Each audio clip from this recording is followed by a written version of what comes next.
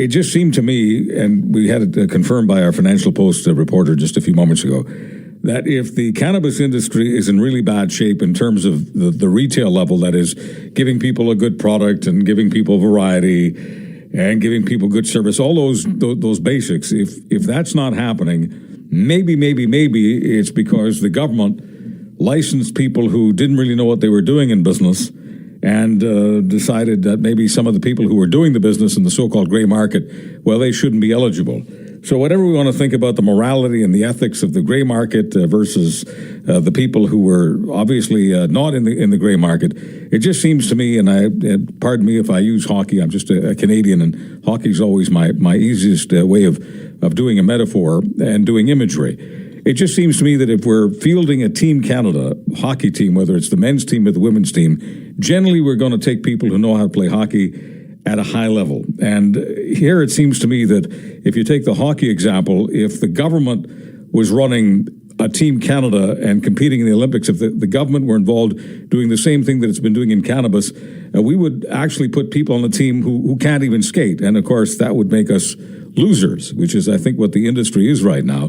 And it certainly doesn't have to be a loser based on lack of demand. There are millions and millions of people who want the product. So it just seems to me that we got some problems, that some of it is about the government, it seems. I'm not doing this because I'm a prolific government basher. I actually am not. Some things that the government does right, I will comment on, and I'll be happy to give them credit. But I got to tell you, not because I'm, part clairvoyant or anything, it just seemed to me when this whole thing was starting out a few years ago that the government was trying to micromanage something, and it just generally, it's like all the jokes about having a committee do something. It just seemed to me that the government might mess this up. I didn't know that they would mess it up as badly as they have. Jodie Emery was in the gray market. Jodie Emery is not eligible to distribute because, why don't we get Jodie to explain it? First of all, Jodie, we've been tweeting back and forth over the last number of years and emailing exchanges, and you've been on some TV shows as a panelist, and I've been another panelist, and you've been in one city and I've been in the other. So I kind of feel like I know you, but tonight's the first time we've met, and it's great to have you in the studio. Well, thank you so much for giving me this opportunity. All right. We use terms like gray market, and I'm thinking, let's make sure that everyone understands what we're talking about. When I say you were in the gray market and therefore ineligible, what the hell am I talking about? Well, before cannabis was legalized, quote unquote, in 2018, we had a massive cannabis industry across Canada that included tens of thousands of producers of cannabis, growers, and many thousands of access providers or dispensaries. And that market for many decades continued to grow despite harsh criminal laws. And that's why we campaigned for many, many decades to legalize what already existed. For myself, many people first got to know me when I married Mark Emery, a very well-known cannabis activist who led the charge on this file for many years. And they saw me run for office and speak to government officials. But we never sold cannabis because Mark Emery sold cannabis seeds, got a very severe punishment in the United States. And I spent that 5 years visiting him. And when he got out of prison in 2014, all of our work had led to the Liberal Party embracing legalization. And it had led to the growth of a massive cannabis industry across Canada, including dispensaries and brands and products, a self-regulated industry that was begging for liberation. And so Mark got out of prison. We had struggled a long time, and I decided, as the owner of Cannabis Culture, let's start a model that does what he did with seeds. Let's sell cannabis in a way that demonstrates what legalization should look like and use the proceeds to make things better for everyone. Of course, I did that in a very bold manner. In 2016, we opened up a franchise chain across Canada and set a model of what access should look like. And of course, it is what the stores look like in some sense now, but we are prohibited. I was arrested on March 8th, 3 years ago, and I was facing very serious punishment, 30 years in prison for facilitating a conspiracy, they called it. But I made it very clear every time we opened stores that there's a massive industry of people. The Justice Department of Canada admits 95% of all people involved in cannabis stores and growing are not connected to gangs, not organized crime. That's why Trudeau originally said, we need to stop criminalizing these Canadians. But When I got arrested, I got convicted. I took a sentence for trafficking above 3 kilograms and a $200,000 fine. I managed to pay that off after 2 years of work, and still trying to find a way into the legal industry today. But I think everyone can see it was not designed to include the people who did the heavy lifting in the beginning. So if we were to wipe out all the business about criminal, if we were just to look at people like Jodie Emery as someone who's experienced with the public, knows how to retail, knows how to excite people about a product, knows how to deliver the product and the service. If we had, say, 200 Jodie Emerys in this country, might we be discussing a completely different story tonight? Well, I would hope that we could get a lot of activists recognized for all the work they did. It wasn't just me, but people like me certainly deserve at least an equal opportunity to government and cops and big business to engage in this new industry. But it seems a bit discouraging at times. You know, I not only ran for office 5 times in the last 15 years, I spoke to the House of Commons Health Committee, I've spoken to the Ontario Justice Committee, I've spoken to the Vancouver City Council, Toronto City Council, Toronto Police Board, Washington State Legislature.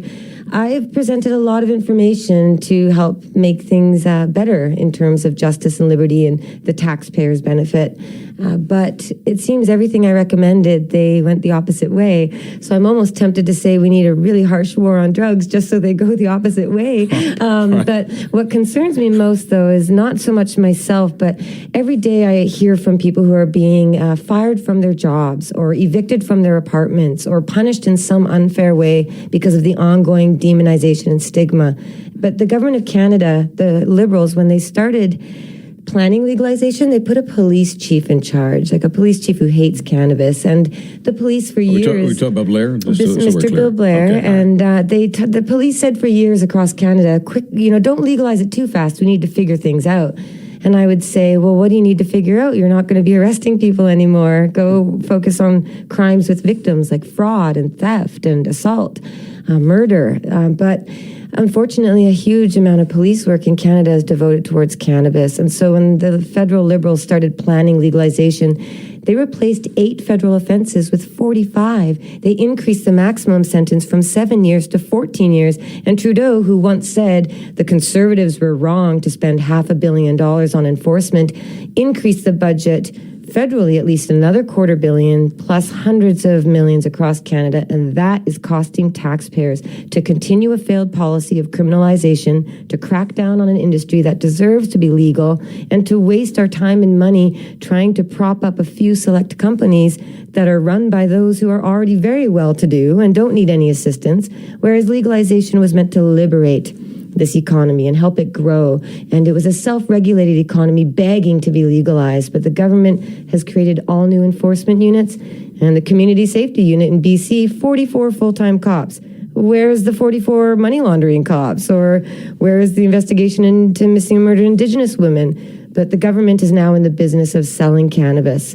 And when they're in charge of licensing who can sell it, and they get to sell it themselves, and taxpayers have to foot the bill, we see a very unequal industry being created. Well, regardless of what your criminal record says, Jodie Emery, I've got to tell you that nobody in the last 4 years, this show's been on for about 4 years now, this incarnation of the show, no guest has been as well prepared as you are. But you've been preparing all your life for this. Well, it's true. Sometimes people have been getting tired of me over the years saying, okay, Jodie, stop complaining. It's legal. Stop complaining. But I say, it's what's legal, what was legalized and for whom? Because corporations and government and, I have a list on Twitter of 50 former police, RCMP, prime ministers, premiers, mayors, who have all gotten involved in cannabis and have made not just tens of millions, but hundreds of millions of dollars from the stock market. And I guarantee many of your listeners invested in cannabis when the government told them, here comes an $8 billion industry, it's going to be worth a lot, and only a few companies will get licensed. And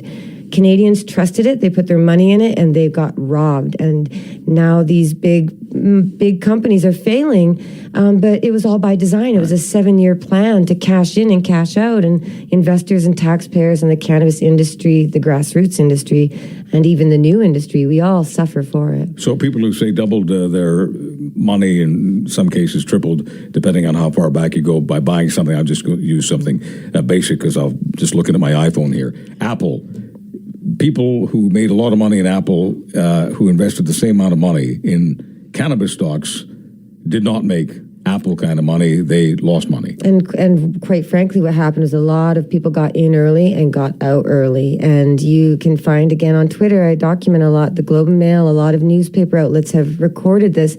Many of these company insiders like CanTrust and Canopy and Tilray, all these companies on the stock market, they were never cannabis companies. They were pot stock companies. It was about hype and excitement, overinflated values, and prohibition-based prices. So a lot of these people made big, big money, and then they just move on to another company. And now they're laying people off. And again, this is a massive disaster that could have been avoided. We should have just legalized what already existed. Cannabis itself is a decentralized industry. We need to get rid of this idea that you can factory farm cannabis and grow it inside prisons. We need people to be able to find jobs as small entrepreneurs. You shouldn't have to have $1 million to get a license to sell cannabis, but that's what's required today. Matt is in Ontario. He's driving Highway 10, about an hour and a half, he says, to my closest dispensary. And I live 2 hours north of Toronto. There is nothing north of me for the next 7 hours. So anybody else from there would have to come down as well. It's completely in shambles. I think if Ontario would pick it up, I'm sure the products will be flying off the shelves and the quality would be better. Let's take one more here. And this is Cone in Nanaimo, British Columbia on Vancouver Island. Hi, Charles. Went to my first legal government cannabis store today. Very disappointed. Product was twice the black market price. It was bone dry. It turned to dust when I rolled it. Came in a ridiculously thick plastic container. Couldn't believe it. What a ripoff. Perfect example of how not to sell weed. Take care and thanks for the show. Thanks for calling in from Vancouver. This is Gary. Gary, you're on with Jodie Emery. Good evening, all. That's just a very point that I would like to make. First of all, Jody, the government never likes competition, you silly little lady. The government never likes that, and they'll do whatever they can to stop it. A friend of mine has ALS. The doctor advised him that he should try this marijuana stuff. He was paying $180 for an ounce of marijuana from a young fellow that lives a couple blocks away from him. He ran out. He asked me to stop by on my way out because I play cards with him to help him along. I stopped off at a legal store. For 1/8 of what this fella asked me to get was $45. Now, what does that work out to an ounce, Jody? That's over $360 an ounce. It's called a ripoff, Gary. Let me get to Kevin in Surrey, BC. You're on with Jodie Emery. Go ahead. Hi there. Hi, Kevin. Hi. I knew a friend who worked in the interior. He started up a compassion club. He figured out what his market was. He let it grow organically, no pun intended. And, he did well. He made money and he helped people out. I think the government just tried to corner the market. I think they overstated what they thought it would be, and they assumed everyone would go to them. Like the previous caller said, they packaged it ridiculously, priced it ridiculously, and I think they fooled themselves more than anything. Kevin, thank you very much for the call. Jodie Emery, why is the product, let's just talk about the actual product, why is the government product in general not as good as what the so-called guy can get you? Well, legalization started with medical cannabis access, and people grew cannabis, opened dispensaries, got arrested, went to court and won. The courts ordered the government to start growing cannabis or providing it to medical patients to protect charter rights. So a few companies started up under the Harper government to grow it under safe conditions, and they lobbied to be the only recreational growers. So Bill Blair and the government went and saw these massive factory farms, and that's what you get, factory farm products. So the prohibitive regulations and restrictions and requirements make it inferior. But the fact is, growers on the big level have to send it to provincial wholesalers who hold it and then send it to retailers. That destroys the product immediately. And we need to get Health Canada and the federal licensing out of the way. I am currently lobbying right now, and I hope others join me, to have provincial governments put in charge of licensing the production of cannabis. They're all being made to wait by the federal government's licensing delays for growing the product. So we need all the good product that already exists in BC to be licensed, and maybe the provincial government will be the one that has to do it. Okay, so we got tractor trailer loads of overpriced stale weed. Oh yeah, nobody wants it. All right, let me get to We had someone there who was begging to come on, but we took our time. So let me just take another text here. This is Jerry from Calgary. The quality in the store is good from my experience, but the price is 2.5 times more. So I will continue to use my guy.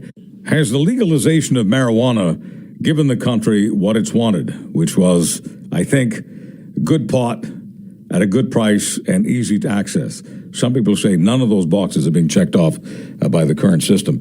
We're taking calls and texts at 1-877-399-9898. Our guest tonight is pot expert Jodie Emery. And here's a text that's coming in from Alberta. I'll preface this comment by saying I don't use cannabis, but I would like to access certain mild but therapeutic cannabis products like CBD oil. I have watched the legalized cannabis roll out with dismay.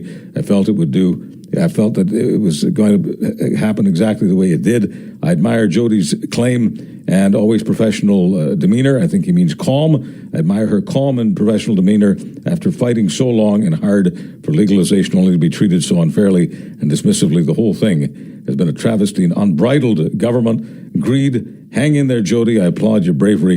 And that's Judy texting in from Victoria. Keith is on the line from Ontario. Keith, welcome. You're on Charles Adler Tonight with Jodie Emery. Hi, Charles. Hey, Keith. I still go to my guy. I had a legal card because of my arthritis and my wife's fibromyalgia from the Ontario Cannabis Clinic, and it was costing me $375 a month for 2 little bottles of THC drips and CBD drips. You put in a little syringe under your tongue, and I can get it for $3 a gram from my guy, which is about $80-something an ounce. And from the store, as you know, as you've heard, it's like $45 for 3 grams. It's ridiculous, and it's dried out, moldy and stale. And my guy has been growing it for 30 years. He even had a license to grow 38 plants or whatever, but it's just built up.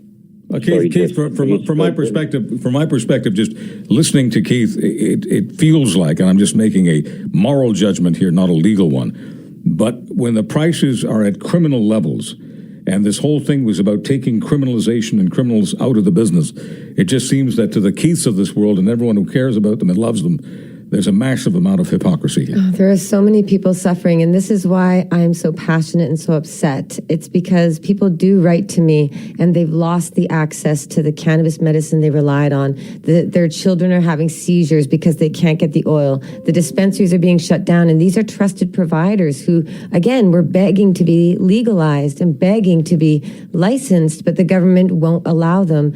And the government won't even allow legal stores to talk about medical benefits. So the knowledge that we need people to have is not being allowed in these facilities. And patients have been not only left behind, but they're actually suffering. And some are even dying and being forced to go back on opioid drugs because cannabis access is being decimated by legalization. Hey, Jodie, I just have to say something. I know it's going to tick you off. It's not personal. It's just the business that I'm in. I just need for the public to know I don't have any evidence that children are having seizures because they're not getting their CBD oil. Well, I'm saying in my experience, yes, okay, people reach out to me. I understand. So, yes. But I'm just saying that I just have to make everything clear when it comes to a statement like that. If you provide me or someone provides me with evidence, I'll be happy to take a look at it. But in the meantime, I've got to say what I've got to say. Let me take...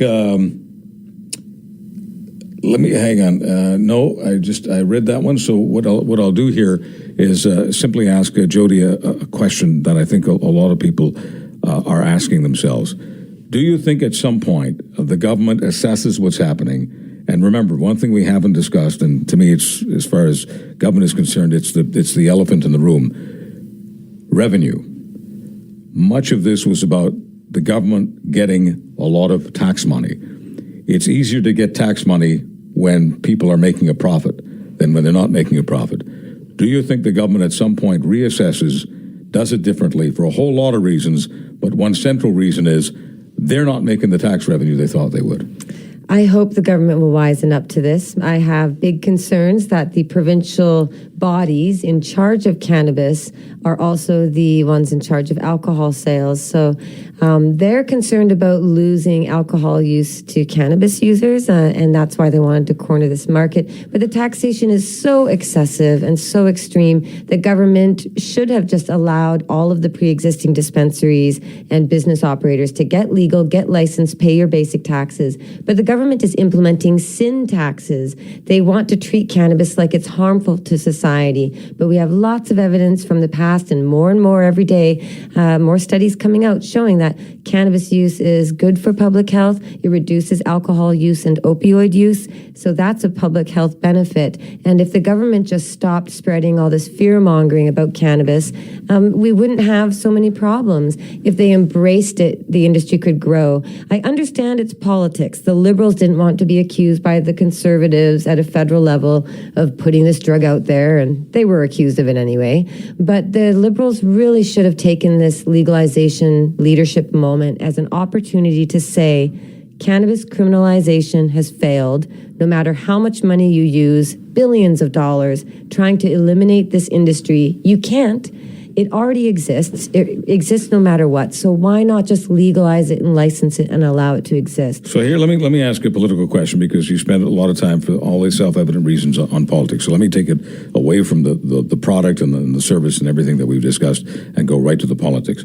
We have a supposedly competitive political market in this country, which means if one party screws up something, another party will try to take advantage of it. Are you hearing any political party right now taking advantage of the opportunity? Are you hearing any political party right now putting into its program and leading with, we're going to do it right, which means we're going to do cannabis right, and we're going to get the prices down, the service is going to be better, we're going to have a better, because if people are saying that, they're certainly not contacting me. Are you hearing that from anyone? I think a problem right now is that the language is so confused. If you talk to a general Canadian who wasn't involved with cannabis before and you say, hey, cannabis is legal in Canada, how do you feel? They go, oh, great, my grandma talks about it now. So that's great, that's a benefit. You can smoke a joint at the Vancouver airport. Yeah. That's a benefit. But if you actually look at what legalization means to someone like me, to people who have lost their jobs, people who are being evicted from their houses for using cannabis, for these people, legalization is more like a new prohibition. And I use that hashtag a lot online. A lot of people, we are experiencing an even worse situation than what we had before. But for some, there's benefit. So the language is very difficult. So the Conservatives will say legalization is terrible, we should get rid of it and undo it. And I'd say, yeah, I agree. I don't like this legalization either. So we should get rid of the Cannabis Act. I think it's terrible. But at the same time, they're not looking to get rid of it to create better legislation. They want to create even more harsh laws because they think it's a free-for-all when it's really not. Well, let me just add my 2 cents here. No political party that gets into government, and at the moment there are a whole bunch of parties, but there are only 2 who end up getting into government. That's the Conservatives and the Liberals. Neither the Conservatives nor the Liberals will ever go back to the old system. Oh, no. They're all benefiting from it, by the way. It's not just, some people say this is just a liberal scam. It's all these liberal insiders. But no, the former conservative health minister also got into cannabis. And so it's like an equal opportunity sort of opportunism. But putting all that aside, there's a downside risk. There are a number of people, not just the stereotypes of the pothead who's stoned all the time. That's an interesting cartoon. I'm just talking about there are many so-called mainstream people who happen to be conservative voters, and I just don't see it as being an upside issue for the Conservatives, no matter what they say when they're running in a convention. When you're running like right now, they've got a so-called contest going on. But the point is, if you're running in a conservative leadership contest, you've got to appeal to the ultra conservatives, because most average conservatives, frankly, don't give a rip. Mm-hmm. And so they're talking to those people. So if Peter MacKay or Aaron O'Toole, if either of them were talking about going back to the old days, that's because they're looking for the ancient conservatives who might be voting for them. If either of them are prime minister, when the Conservatives get back into office, and eventually they will, that's just the way the seesaw works. I cannot imagine them, for pure retail political reasons, it would be against their own interest. Now, they might be able to do it better, but the idea of criminalizing marijuana, Not going to happen. Well, I think, we're past that point now, and we shouldn't be trying to go back to the prohibition of the past. But, I've always, in my years, tried to appeal to conservatives. I don't consider myself left or right or anything. I consider myself just a rational person. And if you want to look at true conservative principles in my mind, that includes small government. So get rid of the big taxes and the excessive regulation. It means independent personal liberty. Get the government out of our bedrooms and out of our grow rooms and out of our smoke rooms. It means getting responsible policing, where you have laws that the public can respect, and then that respect can be transferred to police. But law enforcement are put in a very terrible situation. Mark Emery's prosecutor sat beside me and called for legalization, and people said, how can you both agree on legalization together? And I said, because he and all others in his position are forced by bad laws to do bad things to good people. But it's the laws that are the problem here. We need to reform the laws to reflect a protection of civil liberties, a protection of the free market, the true free market, and to get the government out of the way and allow entrepreneurs to create an industry that can benefit everybody instead of rewarding a select few who didn't lift a finger to make law reform happen, but are surely handsomely profiting now. Okay, I've got to get out here, Jodie, so let's make some news. Who are you running for in the next election? I don't think I'm running for office again. I maybe one day, but I'm pretty discouraged, Politics is pretty messy, and anybody who's actually a good leader seems to have a hard time. And, if you said one wrong thing in the past, you're doomed these days, so. In just a few moments, we're going to switch focus to